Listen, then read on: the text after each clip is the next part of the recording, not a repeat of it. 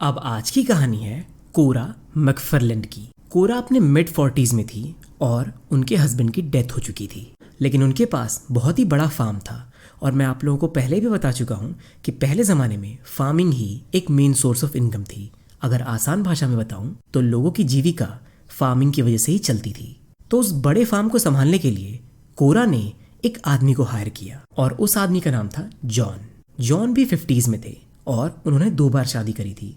Unfortunately उनकी दोनों बीवियों की बहुत ही यंग एज पे डेथ हो गई थी। अब क्योंकि वो अकेले रहते थे, इसीलिए फार्म पे हाथ बढ़ाने के लिए उन्होंने अपने बेटे को भी साथ ले आना शुरू कर दिया और उस बेटे का नाम था अमोन। उनकी बेटी की शादी हो गई थी और अपने दामाद को भी अक्सर वो अपने फार्म पर ले आया करते थे काम करने के लिए। जो उनका बेटा था अमोन, वो टीनेज में था और कोरा बहुत ही ज्यादा धार्मिक लेडी थी, यानी बहुत ज्यादा रिलीजियस थी। अमोन को ये रिलीजियस चीजें बहुत ज्यादा अच्छी लगती थी, इसीलिए वो कोरा के साथ अक्सर चर्च जाना शुरू कर देते हैं। अब एक रोज अमोन कोरा से ये पूछते हैं कि उनकी जिंदगी की सबसे पेनफुल किस्सा क्या था। इस पर कोरा थोड़ा शांत हो जाती हैं और थोड़ा सोचने के बाद वो बताती हैं कि उनके पिता का नाम था हेनरी। और एक रोज जब उनकी पूरी फैमिली बाहर चर्च में गई होती है, यानी हेनरी के माता पिता, उनकी वाइफ और उनके बच्चे चर्च में गए होते हैं, उस दौरान हेनरी बहुत ज्यादा डिप्रेस्ड रहा करते थे। अब इसका रीजन ये था कि उनकी एक बहन थी और बच्चा देते टाइम उनकी बहन की और उस बच्चे की दोनों की डेथ हो जाती है। इस चीज से हेनरी को बहुत बुरा झटका लगता है और वो डिप्रेस्ड रहना शुरू कर देते हैं और हेनरी का डिप्रेशन बहुत ज्यादा बढ़ जाता है। जब हेनरी की फैमिली चर्च से वापस आती हैं तो वो हेनरी को उनके घर में ना पाकर थोड़ा ज्यादा घबरा जाती हैं। बाद में उनको पता चलता है कि पीछे ही एक लेक थी और हेनरी ने अपने पैर को बांधकर उस लेक में कूदकर अपनी ही जान दे दी, यानी हेनरी ने सुसाइड कर लिया। उस टाइम कोरा बहुत ज्यादा छोटी थी, लेकिन ये किस्सा कभी भी उनके दिमाग से नहीं जाता है। ये सुनने के बाद हेनरी बहुत ज्यादा उदास हो जाता है और वो उठकर वहां से जाने लगता है। तभी कोरा उसे रोकती है। कोरा ने अमोन को इसलिए रोका था कि उनके जहन में एक ऐसा किस्सा आया था जिसको कोरा भूल चुकी थी। वो भूली इसलिए थी क्योंकि वो बहुत ज्यादा पेनफुल था। ये किस्सा भी कोरा के साथ उनके बचपन में ही हुआ था। कोरा इसे पूरी तरीके से भूल चुकी थी, लेकिन जब अमोन को वो ये किस्सा सुनाना शुरू करती हैं, उनके दिमाग में उस किस्से की कुछ भी याद नहीं थी, लेकिन अचानक ही उनके मुंह से वो किस्सा अपने आप निकलने लगता है और वो इस किस्से की पेनफुल स्टोरी को नैरेट करने लगती हैं। और वो किस्सा कितना ज्यादा पेनफुल और कितना ज्यादा खतरनाक था, आप खुद ही सुन लीजिए। लेकिन उससे पहले, जो मुझे नहीं जानते हैं, मेरा नाम है सेजल आर्यन सिंह और आप लोग देख रहे हैं द मिस्टीरियस 329।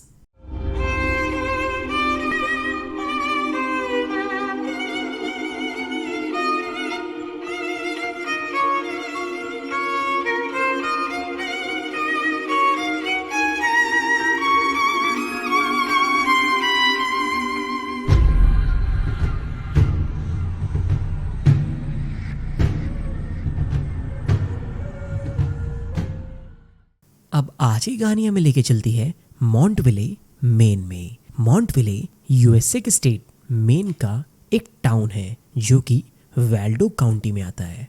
अब प्रेजेंट में इस टाउन में लगभग 1000 लोग रहा करते थे। अब ये टाउन तो बहुत छोटा है और बहुत ही कम लोग यहाँ पे रहते तो हैं, लेकिन ये टाउन बहुत ज़्यादा ब्यूटीफुल है। और तो और अगर आप में से किसी को ऑटम सीजन का असली फील लेना है तो यहाँ पे आप जरूर जा सकते हैं। अब नेचर के साथ साथ ये टाउन अपने म्यूजियम के लिए भी फेमस है। अब मैं आपको लेके चलता हूँ साल 1879 में, यानी लेट 19th सेंचुरी में। अब इस केस में एक आदमी होता है जिसका नाम है जॉर्ज रॉवेल। जॉर्ज रॉवेल बहुत ही बड़ा आदमी था, मतलब साइज में बहुत ज्यादा बड़ा। उसका वजन 200 पाउंड से भी ज्यादा था। आस पड़ोस के लोग जॉर्ज रॉवेल को बहुत ज्यादा अनप्रिडिक्टेबल मानते थे कि कब वो इंसान गुस्सा हो जाए या भड़क जाए और कब वो इंसान अचानक से खुश हो जाए। अब खुद ही आप सोचिए कि अगर 200 पाउंड का आदमी किसी नॉर्मल आदमी पे गुस्सा हो जाएगा तो वो सामने वाले का क्या और किस लेवल का हाल कर सकता था, आप खुद ही समझिए। इसीलिए ज़्यादातर लोग जॉर्ज रॉवेल से दूर ही रहते थे और जॉर्ज रॉवेल भी ज़्यादातर खुद भी चुप रहा करते थे और जल्दी किसी से बातचीत नहीं किया करते थे। अब जॉर्ज रॉवेल जिस घर में रहते थे उसके ओनर थे जॉन और सलीना मैकफार्लैंड। अब ये कपल अपने 70s में था। इस कपल का एक बेटा था जो कि मर चुका था और उस बेटे की एक बीवी थी जिसका नाम अब्बी था, और उन दोनों की एक 14 साल की बेटी थी जिसका नाम कोरा मैकफार्लैंड था। जॉर्ज रॉवेल जिसकी उम्र 40 साल की थी, उसने उस विधवा औरत जिसका नाम अब्बी था उससे शादी कर ली थी और उन दोनों का भी एक छोटा सा बेटा था। अब ये 6 के 6 लोग एक साथ उसी घर में रहा करते थे। अब एक रोज जॉर्ज रॉवेल कहीं बाहर गए हुए थे और घर पर तकरीबन 6 बजे वो वापस आ जाते हैं। वहाँ पे अच्छी खासी ठंड और बर्फ भी थी, इसीलिए अंधेरा ऑब्वियसली जल्दी हो गया था। तो जॉर्ज रॉवेल ने डिसाइड किया कि वो चुपचाप सोने चले जाएंगे और वो बिल्कुल ऐसा ही करते हैं। लेकिन थोड़ी देर बाद वो अपने बेड से वापस उठते हैं और अपनी फैमिली के पास जाते हैं।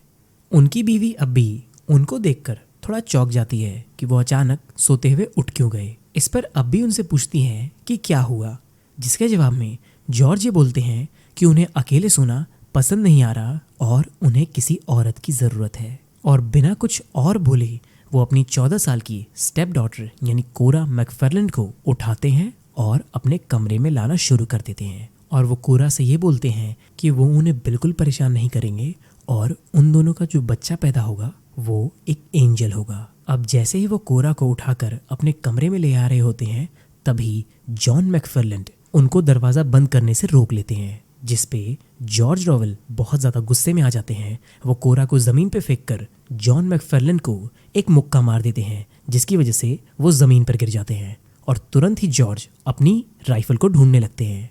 अब्बी को समझ आ जाता है कि जॉर्ज अपना दिमागी संतुलन खो बैठे हैं, इसीलिए वो अपने छोटे बेबी को उठाती हैं और कोरा के साथ अपने पड़ोसी के घर भागने लगती हैं। उनके पड़ोसी का नाम होता है अलोंजो रेंस, जो कि बहुत अच्छे किस्म के आदमी थे।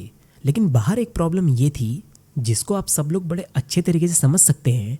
पहले ज़माने में एक घर दूसरे घर से एक अच्छी खासी डिस्टेंस पे होता था और बाहर स्नो स्टॉर्म आया हुआ था, टेम्परेचर माइनस में था, इसीलिए उस बच्चे अब्बी और कोरा के लिए बर्फ में उस डिस्टेंस को कवर करना उतना आसान नहीं था, खासकर जब अंदर जॉर्ज को अपनी राइफल मिल चुकी थी और अंदर दो बूढ़े यानी जॉन मैकफार्लैंड और सलीना मैकफार्लैंड वो पति पत्नी जॉर्ज रॉवेल को रोकने की पूरी कोशिश कर रहे थे। लेकिन वो 200 पाउंड का आदमी आखिर उन बूढ़े लोगों से भला कैसे ही रुकेगा, और तो और उसके पास एक राइफल भी थी। अब अब्बी, कोरा और वो छोटा बच्चा अपने पड़ोसी अलोंजो रेंस के घर पहुंच तो जाते हैं और वो सारी चीज़ें अलोंजो को बता भी देते हैं।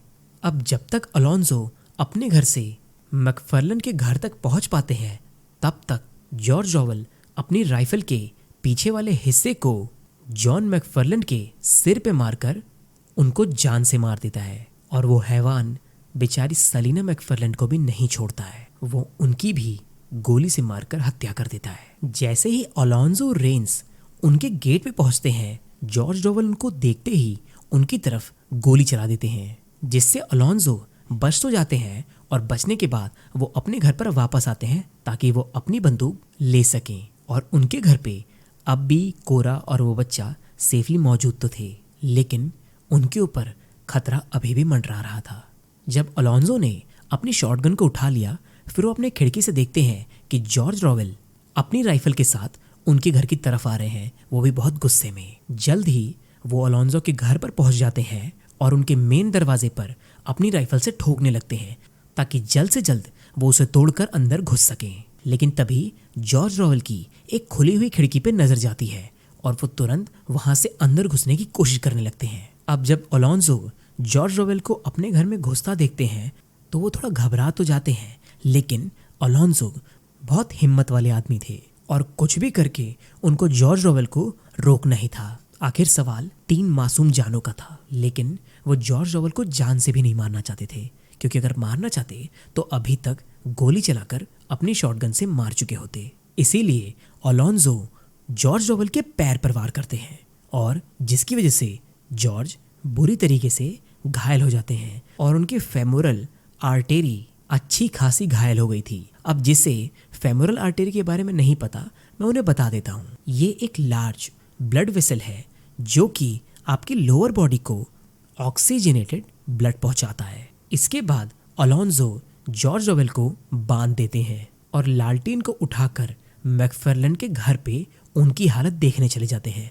जब वो उनके घर पर पहुंचते हैं तो उन्हें पता चलता है कि मैकफार्लैंड कपल मर चुका है, और जब वो अपने घर पे वापस आते हैं तब तक जॉर्ज रॉवेल भी मर चुके थे। इसके बाद अगले ट्यूसडे को वहां के कोरोनर ने सबकी टेस्टिमोनी सुनी, जितने भी लोग जिंदा बचे थे, और तुरंत ही अपना वर्डिक्ट सुना दिया। उनका ये कहना था कि जॉन मैकफार्लैंड और उनकी वाइफ सेलिना मैकफार्लैंड, इन दोनों को जॉर्ज रॉवेल ने मारा था, जो कि एक पागल आदमी था। और जॉर्ज रॉवेल की मौत एक गन शॉट की वजह से हुई थी जो अलोन्जो रेंस ने चलाई थी।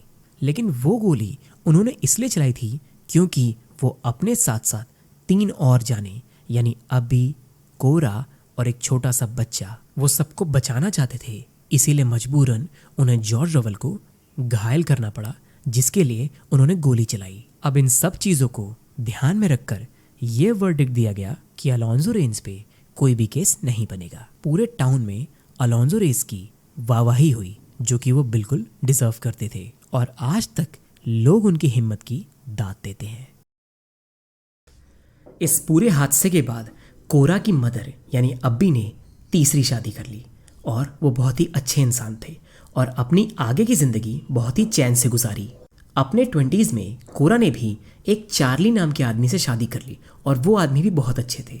वो स्कूल के टीचर थे और आगे चलकर क्लर्क का काम भी करते थे, लेकिन लंग्स में इन्फेक्शन की वजह से उनकी भी डेथ हो जाती है। अब कोरा भी अकेले रहने लगती हैं, इसीलिए जो आदमी यानी जॉन उनके फार्म पे काम करते थे वो बहुत अच्छे इंसान थे, और वो भी अकेले रहा करते थे। इसीलिए आगे चलकर जॉन और कोरा ने भी शादी कर ली। मैं आपको बता दूं कि जॉन के ही बेटे थे अमोन, जो कि कोरा से बहुत ज़्यादा कनेक्टेड थे। अब क्योंकि कोरा बहुत ज़्यादा रिलीजियस थी और ये चीज़ अमोन को बहुत ज़्यादा पसंद थी। अब क्योंकि कोरा की आगे की ज़िंदगी बहुत ज़्यादा अच्छे से गुजरी, इसीलिए इस दर्दनाक और ख़तरनाक हादसे को वो भुला पाई और इन सब चीज़ों से बाहर आ पाई। जॉन और कोरा लगभग 29 सालों तक साथ रहते हैं, और उसके बाद जॉन की डेथ हो जाती है। कोरा की डेथ हुई 94 ईयर्स की एज में। अमोन, जो कि कोरा को बहुत ज़्यादा अच्छे तरीके से जानते थे, उन्होंने कोरा की सारी स्टोरी अपनी बेटी इजाबेल को सुनाई, और इजाबेल के ही थ्रू कोरा की ये कहानी दुनिया के सामने आ पाई। इजाबेल ने बताया था कि जब कोरा की डेथ हुई और जब उन्हें दफनाया गया, उस दिन बहुत ही भयानक बर्फ का तूफान आया था, बिल्कुल उस भयानक हादसे की रात की तरह। कोरा को वहीं पे दफनाया गया जहाँ पे उनके ग्रैंड पेरेंट्स को दफनाया गया था, इसलिए क्योंकि कोरा के ग्रैंड पेरेंट्स ने कोरा को बचाने के लिए अपनी जान तक दे दी थी। किसी किसी के मन में आ रहा होगा कि इस कहानी के कैरेक्टर्स ने बहुत ज्यादा शादियां तो नहीं करी। बिल्कुल, मैं आपकी इस चीज से अग्री करता हूँ, लेकिन किसी का कोई एक्स्ट्रा मैरिटल अफेयर नहीं था, और इस कहानी में बहुत सारे लोग हेल्थ इश्यूज की वजह से मर जाते हैं, और अकेले जिंदगी काटना उन लोगों के लिए उतना आसान नहीं था, इसीलिए वो लोग शादी कर लेते थे। ये सब वीडियोस बनाते हुए, कहानियां सुनाते हुए मुझे लगभग 10 महीने हो गए हैं यूट्यूब पे। मेरे सब्सक्राइबर अभी भी 6000 तक नहीं पहुंचे हैं, जो ये दिखाता है कि शायद मैंने अपनी वीडियोस में उतना ज़्यादा एफर्ट नहीं डाला, या फिर मेरी स्टोरी टेलिंग में कोई ना कोई कमी है, या कुछ और रीजंस हो सकते हैं। लेकिन जितने भी लोगों ने इतने दिनों तक मेरा साथ दिया, मैं आप सबका बहुत बहुत शुक्रिया अदा करता हूँ। बहुत सारे ऐसे क्रिएटर्स हैं जिन्होंने मेरे से थोड़े से पहले या मेरे साथ, मेरे बाद ये सब चीज़ें यानी ट्रू क्राइम डॉक्यूमेंट्रीज बनाना शुरू किया, और आज वो मेरे से बहुत ज़्यादा आगे हैं, और मैं उन सब लोगों की बहुत ज़्यादा रिस्पेक्ट करता हूँ। मैं जब उन लोगों को देखता हूँ तो कई बार मेरे मन में भी ये चीज़ आती है कि मुझे भी ट्रेंडिंग केसेस उठाने चाहिए, जैसे कि इस टाइम कोलकाता का रेप केस। मैं इस चीज़ को बखूबी समझता हूँ कि ट्रेंडिंग चीज़ों को उठाकर लोग आगे बढ़ते हैं, जो कि बहुत ही सही तरीका है। कई बार मेरे मन में भी ये चीज़ आती है कि मुझे भी ऐसा करना चाहिए। फिर मुझे रियलाइज़ होता है कि कहीं ना कहीं मैं अपने काम के साथ डिसलॉयल तो नहीं हूँ, और मुझे अंदर से वो अच्छी फीलिंग नहीं आती, और मुझे वो करने में शायद उतना मज़ा ना आए। मैं आप सबको ये चीज़ इसलिए बता रहा हूँ कि बहुत सारे लोग कमेंट सेक्शन में मुझे ट्रेंडिंग केसेस कवर करने को बोलते हैं, लेकिन मैं आपको बता दूं कि ये दारोमदार मेरे फेलो क्रिएटर्स का है, जिसको वो लोग बखूबी निभा भी रहे हैं। अब यहाँ पे मेरा काम ये है कि कोरा मैकफार्लैंड जैसे लोगों की कहानियाँ मैं आप सब लोगों के सामने लाऊं। ऐसी कहानियाँ जो कि यूट्यूब पे ना हो, उतना ज़्यादा ट्रेंडिंग ना हो, लेकिन उनमें दम हो, जो कि हम सब लोगों को कुछ ना कुछ ज़रूर सिखाती हूँ। तो ऐसे अनसंग हीरोज़ की कहानियाँ मेरा काम है आप सबको सुनाना। यकीनन बहुत सारे लोगों को उनका जवाब मिल चुका होगा, और मैं आगे भी अपने इसी पैटर्न को फॉलो करूँगा, चाहे मुझे उतने ज़्यादा व्यूज़ और सब्सक्राइबर्स मिले या ना मिले, लेकिन मैं इस काम को बखूबी ईमानदारी से निभाता रहूँगा। खैर, आज बहुत लंबी बात हो गई। अगर वीडियो अच्छा लगा हो तो प्लीज़ लाइक कर दीजिएगा और चैनल को सब्सक्राइब भी कर दीजिएगा। और जब तक हम लोग अगली बार नहीं मिलते हैं, प्लीज़ अपना ध्यान रखिए, अपनी फैमिली का ध्यान रखिए और ऐसे लोगों से बच के रहिए जिनका इंटेंशन सिर्फ और सिर्फ आप सब लोगों को यूज़ करना है।